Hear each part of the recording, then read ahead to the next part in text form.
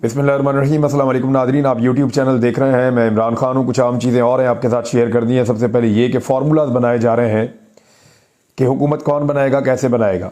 एक बात मैं आपको बता दूं कि नताइज इतने ताख़ीर का शिकार क्यों हो रहे हैं, उसकी भी एक वजह है।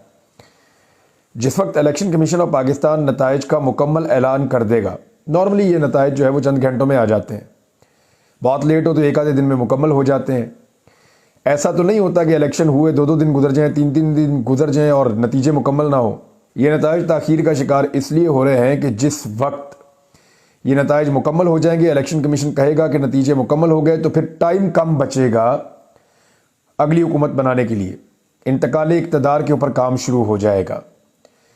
फिर जो है वो असम्बली का सेशन बुलाना होगा, फिर फौरी तौर पर इकट्ठे हो जाएंगे और उसके बाद जो है वो हलफ हो जाएगा। फिर किस तरह वज़ीर आज़म बनेगा, कायदे ऐवान बनेगा, पार्लियामेंटी पार्टीज बनेगी, वो सारा प्रोसीजर फिर चलेगा। वो एक लंबा, उसकी तफसील में जाने की ज़रूरत नहीं है, लेकिन ये सारी चीज़ें तब शुरू हो जाएंगी तो टाइम कम मिलेगा बंदे खरीदने के लिए। लिहाजा इस वक्त इस गुमगू की सूरत का फ़ायदा उठाते हुए कोशिश ये की जा रही है कि मैक्सिमम बंदों को परचेज कर लिया जाए जब तक के नतीजे मुकम्मल नहीं होते, और जो फार्मूला है इक़्तिदार का वो तय कर लिया जाए। अब पाकिस्तान पीपल्स पार्टी के अंदर इस वक्त ये सोच है और बहुत सारे लोग जो हैं वो बिलावल जरदारी को कह भी रहे हैं। बिलावल जरदारी का अपना दिल भी कर रहा है और वो मुख्तलिफ लोगों से इसके ऊपर अब छोटी छोटी ट्वीट्स भी करवा रहे हैं। बिलावल जो है वो खुद तो नहीं कह सकते अपने मुंह से, लेकिन वो अपनी पार्टी के लोगों से, अपने चाहने वालों से, अपने जानने वालों से वो अब ये बयानात निकलवा रहे हैं कि बिलावल जरदारी वज़ीर आज़म पाकिस्तान बन सकते हैं। तो पीपल्स पार्टी के अंदर ये सोच पैदा की जा रही है। तो बिलावल को लगता है कि मेरा भी दाव लग सकता है। अगर नवाज शरीफ जैसे आदमी का दाव लग गया 3 दफ़ा, तो मेरा भी दाव लग सकता है। मैं तो बाहर से पढ़ के आया हूँ। तो आसिफ अली जरदारी जो है वो अपने आप को सदर पाकिस्तान की नशिस्त पे देख रहे हैं। उनके दिमाग में ये है कि अगर उनका बेटा सदर बन जाए तो ठीक है, वज़ीर आज़म बन जाए ठीक है, वरना वो तो सदर पाकिस्तान बन जाएंगे। मौलाना फजलुर रहमान साहब का प्रॉब्लम यह है कि उनका सारा का सारा ख़ानदान इस इंतखाबात के नतीजे में बुरी तरह शिकस्त खा गया। अब उनका बच्चा भी नहीं है, उनका भाई भी नहीं है, बाकी लोग भी नहीं हैं। फजलुर रहमान साहब खुद भी बहुत बुरी तरह अली अमीन गंडापुर से हारे हैं, दूसरी तरफ उनको फ़ायदा हुआ है। लेकिन फजलुर रहमान साहब भी सदर पाकिस्तान के एक संजीदा कैंडिडेट के तौर पे अपने आप को प्रेजेंट करते हैं। वो बार बार कोशिश कर चुके हैं कि उन्हें वज़ीर आज़म या सदर पाकिस्तान का ओहदा मिल जाए। ज़िंदगी की एक ख्वाहिश है जो उनकी पूरी नहीं हो रही। उन्होंने बड़ी कोशिश की, उन्होंने अमेरिकन को यकीन दिलाया कि जो काम आप इन लोगों से लेते हैं, हम मजहबी सियासी जमातें हम ज़्यादा बेहतर कर सकते हैं, आप हमारे लिए कोई हुक्म करें। लेकिन उनके ऊपर अमेरिकन ने एतबार नहीं किया, उनकी अपनी असेसमेंट होती है। तो फजलुर रहमान साहब भी सदर पाकिस्तान के लिए बड़े तगड़े उम्मीदवार हैं।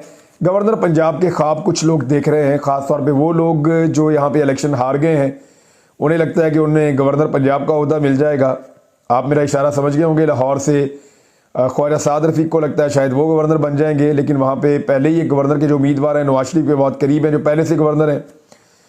फिर खुर्रम दस्तगीर भी इलेक्शन हार गए हैं और भी कुछ लोग हार गए हैं। तलाल चौधरी की बचत हो गई है, वो अगर ये इलेक्शन लड़ते तो वो भी हार जाते, तो अच्छा हो गया। उन्होंने सेनेटर बनने के मामले के ऊपर सौदा कर लिया और सेनेट की उनको नशिस्त मिल जाएगी तलाल चौधरी को। अब हो क्या रहा है कि इस वक्त खैबर पख्तूनख्वा में थोड़ी बहुत हिलजुल की गई है। जो पाकिस्तान तहरीक इंसाफ के हमायत याफ्ता आज़ाद उम्मीदवारान जीते हैं, खैबर पख्तूनख्वा में उनसे रब्ता किया गया और उन्होंने फौरी तौर पे अपनी पार्टी को आगाह किया और उन्होंने चिट्टा साफ इनकार किया कि जी हम किसी पार्टी को ज्वाइन नहीं कर रहे। हमारे लोगों ने हमें एक ही शर्त पे वोट डाले हैं कि इमरान खान के साथ खड़े होना है। अब हम सिर्फ उसका इंतज़ार कर रहे हैं, वो जो कहेगा हम वो करेंगे।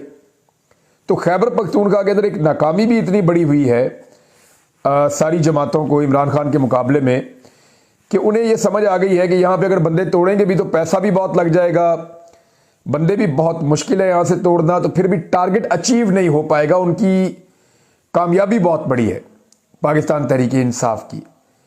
वो इतने ज़्यादा नशिस्तों के ऊपर जीत गए हैं कि बंदे तोड़ना भी अब मुमकिन नहीं रहा।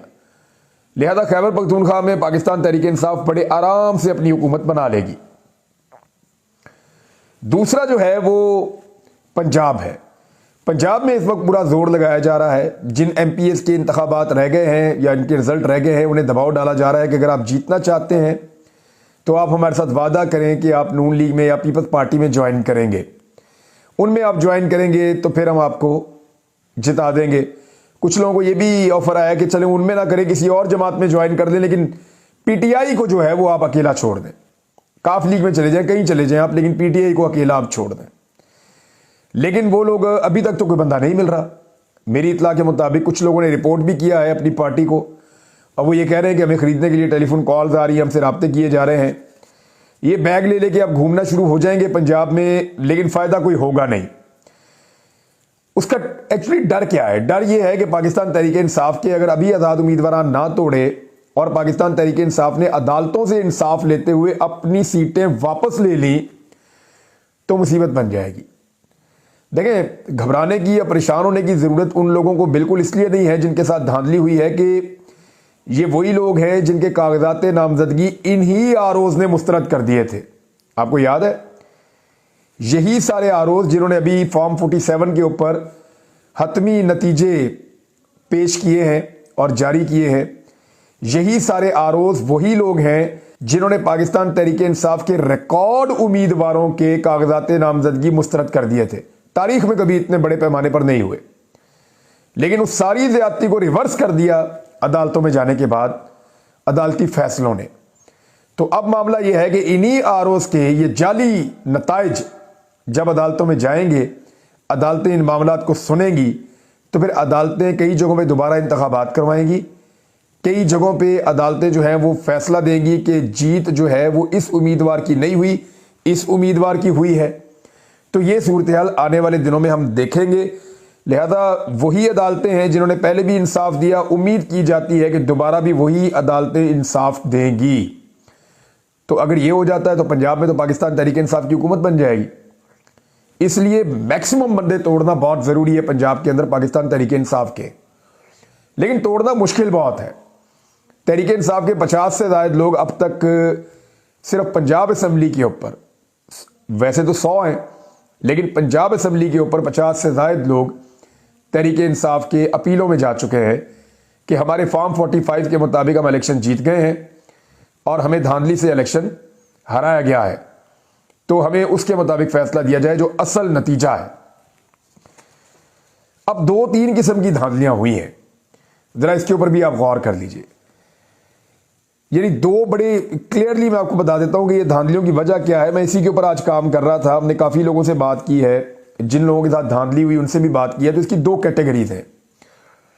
एक, जहां पे मुस्लिम लीग नून को या इलेक्शन कमीशन को लगता था कि नून लीग जीत जाएगी या तहरीक इंसाफ का हमायत याफ्ता उम्मीदवार हार जाएगा, उस हलके के अंदर इनको बहुत अजीबोगरीब तरीके से मैनेज करना पड़ा है रिजल्ट को। वहां पे इलेक्शन कमीशन ने रिजल्ट आने के बाद बदला है। मैं आपको फिर समझा दूं, जरा आसानी रहेगी। 2 तरह के हलके थे ना, एक पे तहरीक इंसाफ को पक्का पता था कि हम जीत जाएंगे और सबको पता था तहरीक इंसाफ जीत जाएगी।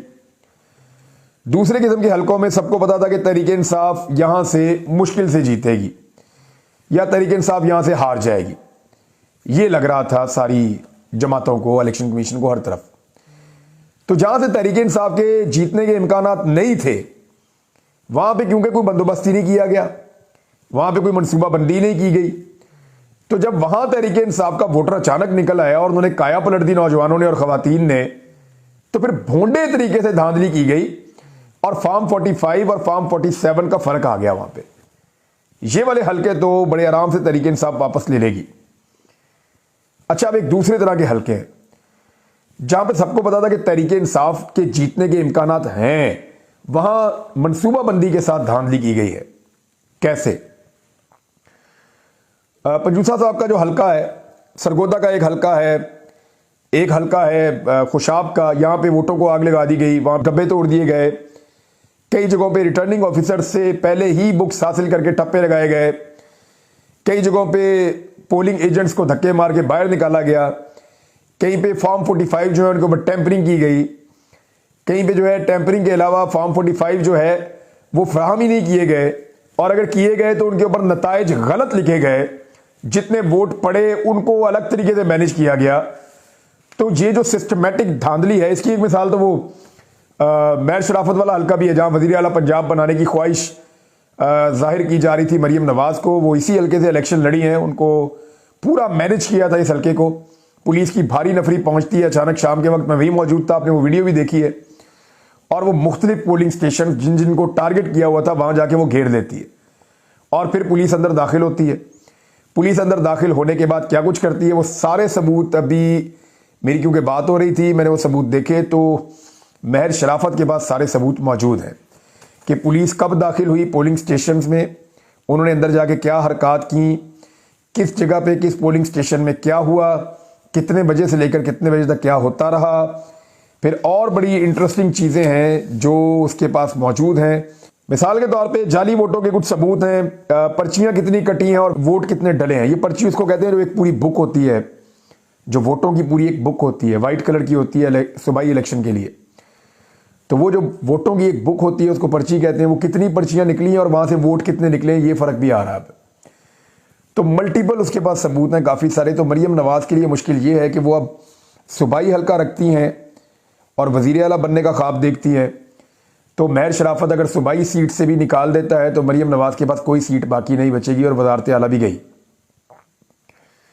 और अगर मरियम नवाज कौमी असम्बली की सीट रखती है और सूबाई असम्बली की सीट छोड़ती है तो वज़ीर आला पंजाब नहीं बनेगी। और वफाक में अगर तहरीक इंसाफ की हुकूमत आ गई तो वहाँ भी अपोजिशन में बतौर एक MNA बैठना पड़ेगा। अब अजीबोगरीब सूरत हाल बनी हुई है। इसमें अदालतों के ऊपर सारा का सारा इंसार है कि अदालतें किस पैमाने पर और कितना ज़्यादा इंसाफ फराहम करती हैं। उधर मैं आपको एक ये पेपर दिखाता हूँ, इसको जरा आप देखिए। ये एक वाइट पेपर टाइप का है जिसको इस्लामाबाद के तीनों हल्कों ने जारी किया है।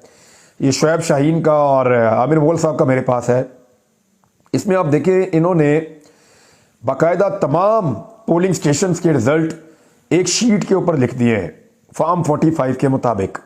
और ये जो ग्रीन वाला है ये इनकी जीत है और ये जो रेड वाला है आखिरी लाइन में ये जहां से ये हारे हैं। अब अगर आप देखें तो पूरे हल्के के अंदर, ये अली मुगल साहब का आप अभी देख रहे हैं डॉक्यूमेंट, तो पूरे हल्के के अंदर ये तकरीबन कोई 90% या 88 या 90% बनते हैं ये पोलिंग स्टेशन जीते हैं। सिर्फ 10 या 12% पोलिंग स्टेशन हारे हैं और 10-12% पोलिंग स्टेशन की बुनियाद के ऊपर इनको इलेक्शन से ही बाहर कर दिया है। बहरहाल इनकी लीड बहुत बड़ी थी लेकिन इनको हराने की कोशिश की गई। 40-45 हज़ार की इनकी लीड है, आप यहां देख सकते हैं। और इस तरह के अब फॉर्म जो है वो सबको बनाने चाहिए। फॉर्म 45 के मुताबिक इस किस्म का ये पेज सबको तैयार करना चाहिए। इससे ज़रा आसानी रहेगी समझने में और अदालत को समझाने में, और बड़े आराम से आप अपना केस हर सतह के ऊपर, हर फोरम के ऊपर जाकर लड़ सकते हैं। अच्छा, एक चीज़ और हो रही है, और अभी तक तो कोई नाम ऐसा नहीं आया, लेकिन कुछ लोग सोशल मीडिया पे नाम चला रहे हैं कि पाकिस्तान तहरीक इंसाफ ने वज़ीर आज़म के लिए किसका नाम दिया, पंजाब के वज़ीर आला के लिए किसका नाम दिया, खैबर पख्तूनख्वा के वज़ीर आला के लिए किसका नाम दिया। तो ये गलत है, अभी तक कोई ऐसी इंफॉर्मेशन नहीं है। ये सिर्फ और सिर्फ इस तरह की चीज़ें कुछ लोग खुद भी फैला रहे हैं अपनी पसंद और नापसंद के तहत, और कुछ लोग उसको जानबूझकर फैला रहे हैं ताकि एक डिवाइड पैदा होना शुरू हो जाए। अब से ही पाकिस्तान तहरीक इंसाफ के आज़ाद जीते हुए उम्मीदवारों में मेरे ख्याल में इमरान खान साहब को स्ट्रेटजी ये रखनी होगी कि पहले वो सबको शामिल करवाएं और उनको बाउंड करें एक पार्टी के साए के नीचे, ताकि कोई बाद में डिफेक्शन क्लॉज लगे अगर कोई छोड़ के जाए तो, और उसके बाद फैसला करें कि किसको कौन सा ओहदा देना है। अच्छा जी, पंजाब में बदतरीन धांधली के बावजूद किसको कितने वोट पड़े, तो PMLN को तो बहुत वोट बक्से में डाले भी गए, लेकिन इसके बावजूद पंजाब में 1,36,94,817 वोट, यानी लगभग 1,37,00,000 वोट तहरीक इंसाफ को पड़े हैं, और नून लीग को 1,24,68,501 वोट, यानी लगभग 1,25,00,000 वोट नून लीग को पड़े हैं। तो पाकिस्तान तहरीक इंसाफ ने बहुत बड़े पैमाने पर ये वोट हासिल किए हैं। अब अगर अदालतें फैसले देती हैं और ये नतीजे बदलना शुरू होते हैं तो वो जो आरओज हैं जिन्होंने ये काम किया है उनके ऊपर कौन सा केस बनेगा। ये PPC का सेक्शन 409 है, इसके तहत उनको 10 साल तक की कैद और जुर्माना हो सकता है, और ये बददियानती अगर इनकी साबित हो गई तो ये अमानत में खयानत का एक केस है और इसको उनको भुगतना पड़ेगा। मैं आपको आने वाले वीलॉग में कुछ चीज़ें ये भी बताऊंगा कि किसकी हुकूमत बनेगी तो क्या होगा, क्योंकि पूरा एक मंजरनामा तैयार हो रहा है और हर चीज़ क्लैरिटी के साथ सामने आ रही है। पूरी पिक्चर आपके सामने रखेंगे। अब तक के लिए इतनी, अपना ख्याल रखिएगा, अपने इस चैनल का भी। अल्लाह हाफिज़।